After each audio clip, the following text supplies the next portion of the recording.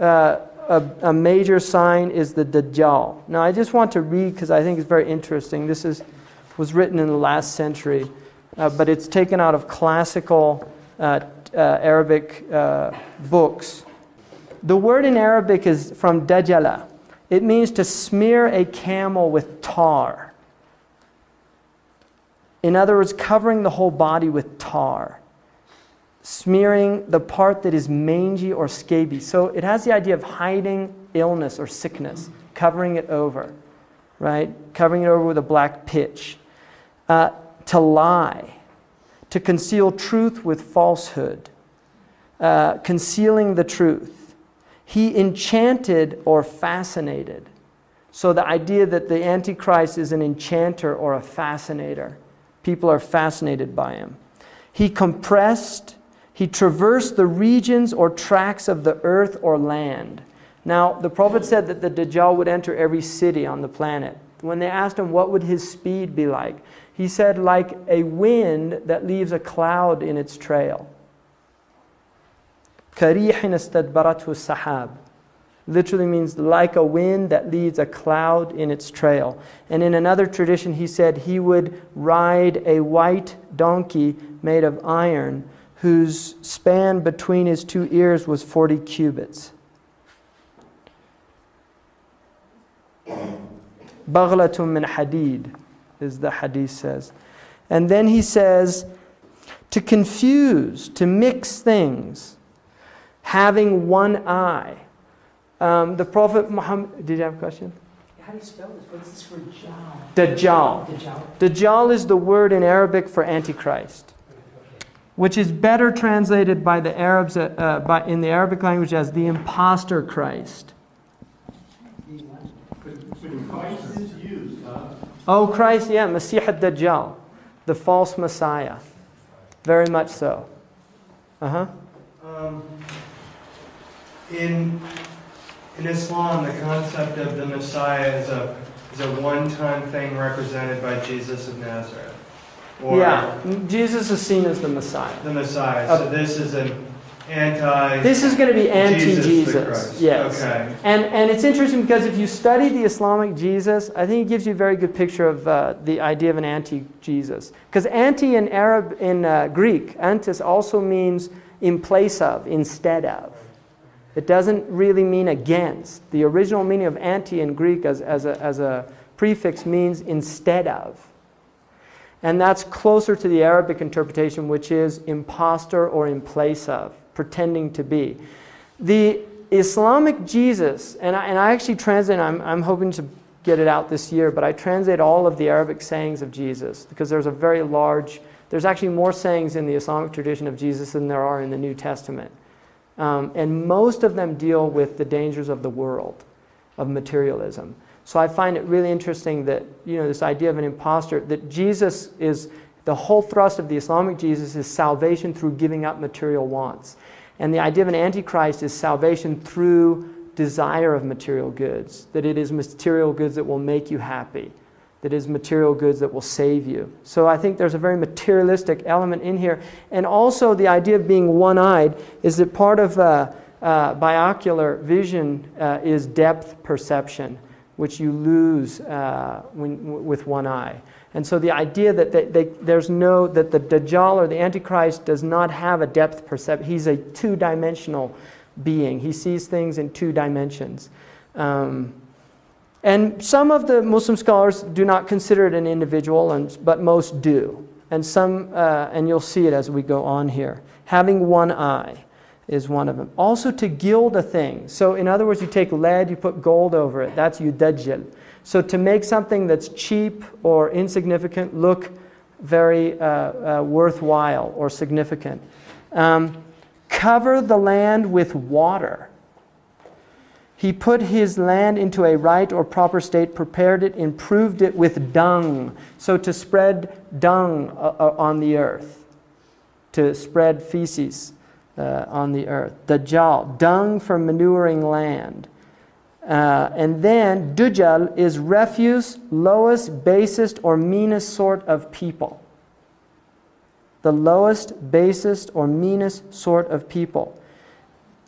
Dajjal. a gilder, a liar, conceals truth with falsehood, who deceives, deludes, beguiles, circumvents, outwits, much or often, very deceitful, the great deceiver.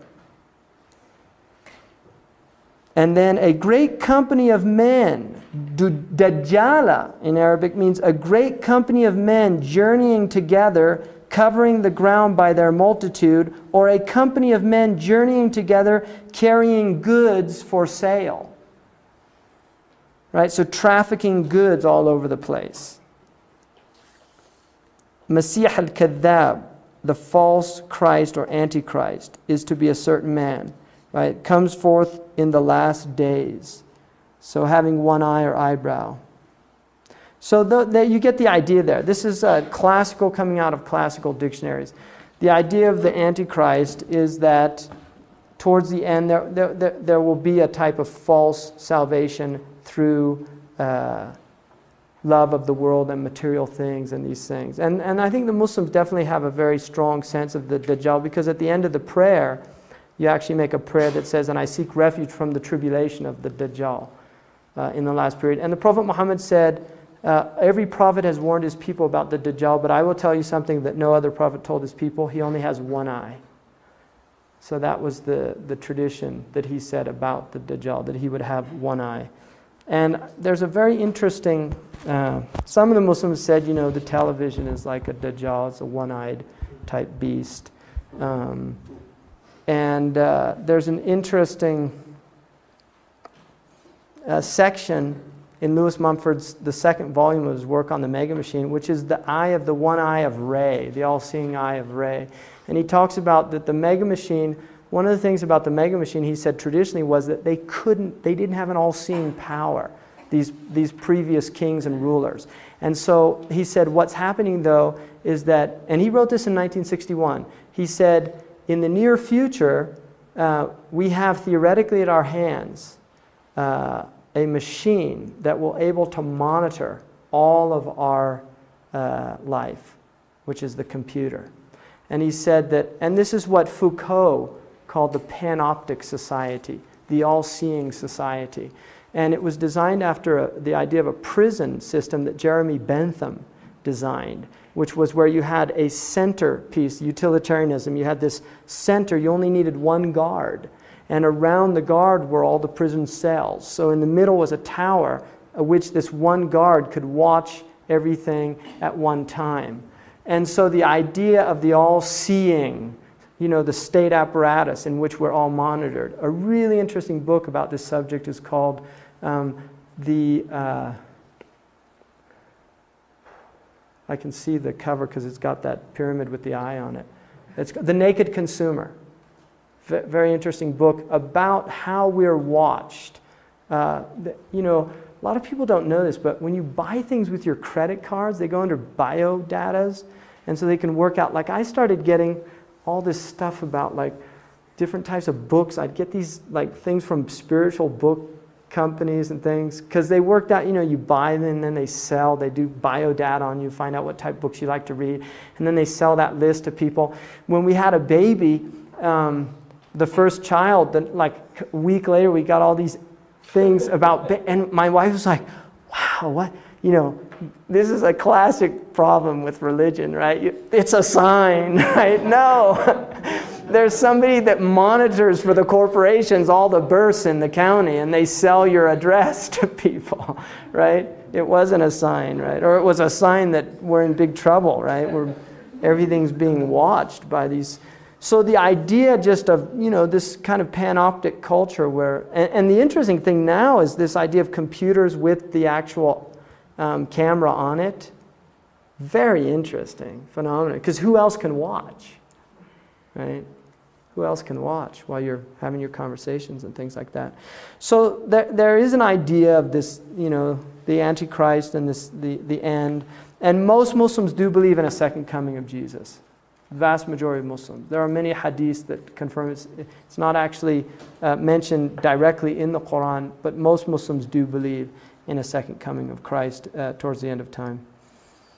Mm-hmm. Well, wouldn't that sort of like mean that Muhammad wasn't the seal of the process of Jesus? Good point. And that was something that the scholars did deal with. What was the question? He will not come back as a prophet bringing a Sharia. According to the Muslims, he actually comes back and he confirms the tradition of the Prophet Muhammad. That's how the Muslims view it. That he comes back. The question was, wouldn't that mean that the Prophet Muhammad wasn't the seal? But it would, in the sense that the Prophet is after Jesus. The Prophet Muhammad said, there's no prophet between me and Jesus. And he said that all of the prophets are brothers. We have the same father, which is the religion of the deen of Islam, with different mothers, meaning the different sharias or the different sacred laws.